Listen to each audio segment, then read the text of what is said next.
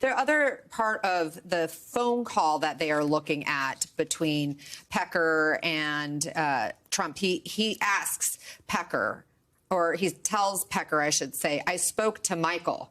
Karen is a nice girl.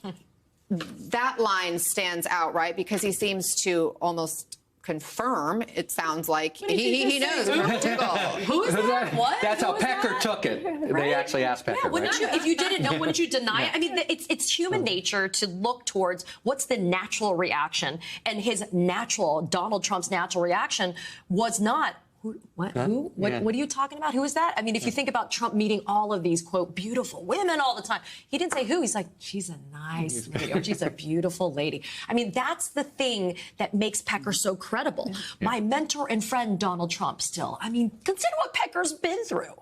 He's lost money with Trump, right? He's been shafted by him. He's gone through the FEC, the SDNY, the Manhattan DA. I mean, dude's not even at the National Enquirer anymore, I think, because of all of this. And what does he get for it? He's still my friend and mentor. And so the credibility of Pecker is powerful because the jury's like, this guy didn't have an axe to grind. And you'll notice that during Blanche's closing, he didn't attack David Pecker. He didn't go after them. He actually went after, interestingly, like some smaller kind of role players that we heard from, like Madeleine Westerhout, for example. But otherwise, Pecker was there. And Yasmin, what else was on that phone call? Remind us.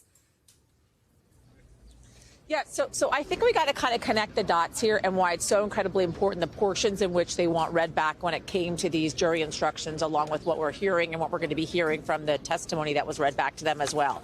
So there was the phone call that you guys recounted, right? This investor meeting in which Pecker got this phone call from Donald Trump. He steps out. Donald Trump says, what do you think about Karen McDougal? She's a nice girl, so on and so forth. What should I do?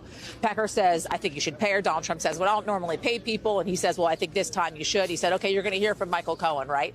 Then fast forward to this other phone conversation happening with between David Pecker and Michael Cohen. And they're talking about buying Karen McDougal's life rights. And essentially, and I'm paraphrasing here once again, David Pecker says, well, how am I going to be paid back? Who's gonna, give me this money back? And Cohen says, well, the boss is going to take care of you. Well, then Pecker is asked, well, who did you take the boss to mean? And he said, Donald Trump. I took the boss to mean Donald Trump.